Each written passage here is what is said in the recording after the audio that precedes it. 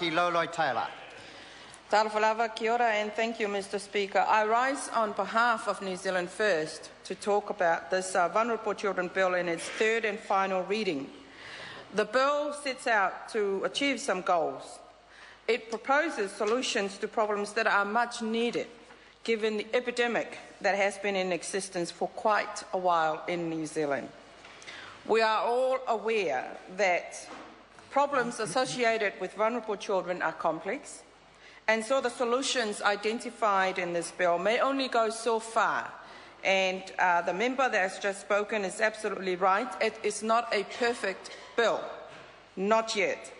Obviously, we need to look at this legislation carefully because there are underlying issues that must be clarified. After all, we do not want the same situation like the legal highs or the psychoactive substance bill to be repeated in this House. And we certainly need to avoid causing harm to our tamaiti or our whānau. While the bill rightly focuses in reinforcing the need for shared responsibility, better accountability, harm minimisation and increased support for the protection of children or vulnerable children, let's be clear here, there are loopholes. Vulnerable children are defined as children who are at significant risk of harm to their well-being now and into the future as a consequence of the environment in which they are being raised, and in some cases due to their own complex needs.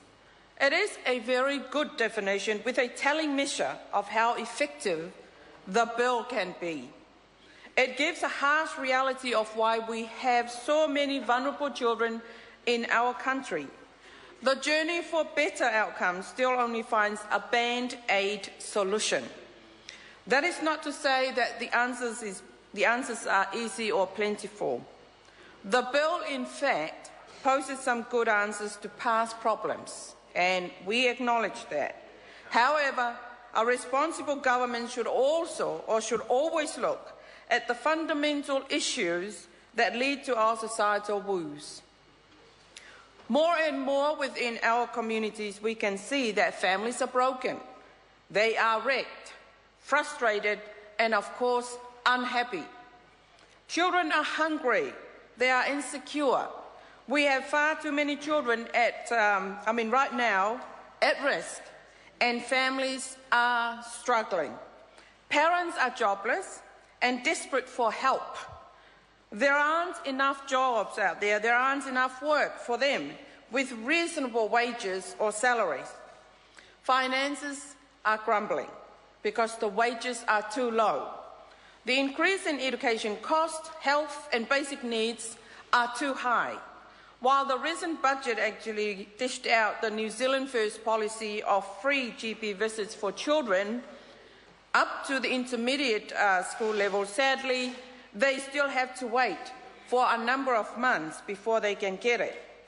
Morals, principles and values are weakening, and these important fundamental pillars of our society are clearly being ignored and considered unimportant, and the list goes on.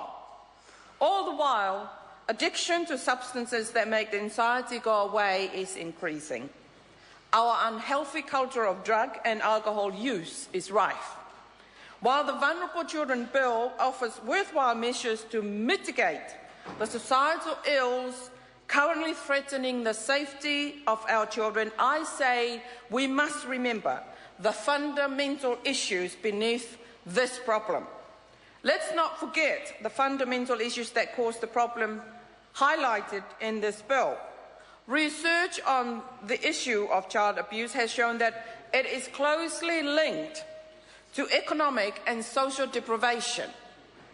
These are the types of core issues that the government needs to pay attention to.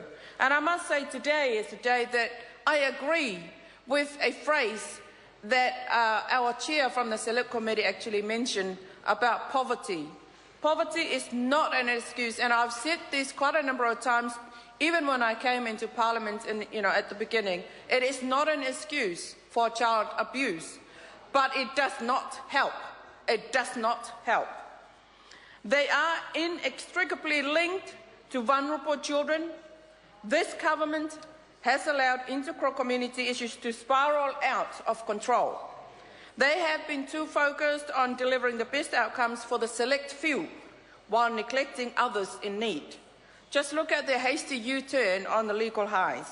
They let the problem fester while the community suffered, and now the fix is going to come at a huge cost to everyone involved.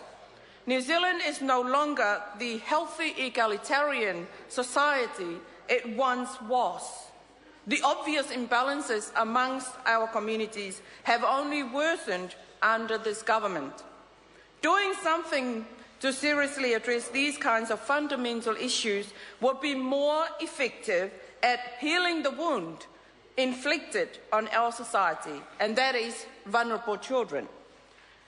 If the government does nothing to remedy the fundamental problems of our country, then wounds like this will grow too large for band-aid fixes.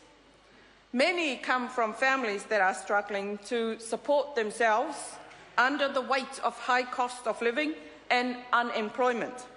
Whenever the government wants to score political points, the words Māori and Pasifika would come up, and it is always with social issues or law and order situation. But it's not only Māori and Pacific families who are feeling the pressure. It is a national issue felt by families throughout the country. Many are on the brink of collapse, just waiting to fall into a world of child abuse, domestic and family violence, and of course criminal offending. That's why it's important here to reinforce the need to tackle prevention rather than constantly trying to respond once harm is done.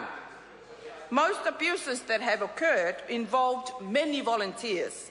A lot of the cases being identified and highlighted involved those who have offered to do voluntary tasks for children.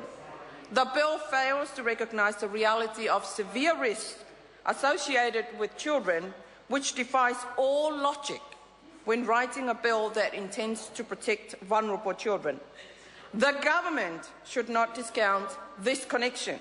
Anyone with good sense would not fail to acknowledge that a significant number of vulnerable children are those already living in hardship. And I think that's a word we need to focus on more than poverty. A holistic approach is needed to truly protect the well-being of at-risk children from unsafe environments. The Minister tried to justify the omission of the word volunteers from this bill right now. Can we afford to say that about the child's life or child's safety? Can we afford to say that? Can we afford to ignore the pleas from parents and schools about the lack of resources for them to protect their children? This includes unaffordable housing, extremely low income, long list of unemployment, and of course, poor health. In spite of all this, it was clear before this bill came into the House that better legislative frameworks, policies and practices were needed to improve the lives and experiences of children and young people in New Zealand. So New Zealand First supports provision of the bill that specifically addressed New Zealand's high rates of child abuse and neglect, because the overwhelming evidence shows that it is an urgent issue that should be addressed. Mr. Speaker, Minister Bennett said at the committee stage that screening volunteers is needed, just not this time round. Not this time round. Well, when? Until more children are abused, or until more families have the opportunity to assault or abuse a child? Breen Brown said that the truth is belonging starts with self-acceptance. Your level of belonging, in fact, can never be greater than your level of self-acceptance, because believing that you're enough in what gives you the courage to be authentic, vulnerable and imperfect. Thank you, Mr. Speaker. The Honourable Chris Tremaine. I didn't say all of it. Speaker, I want to use my brief speech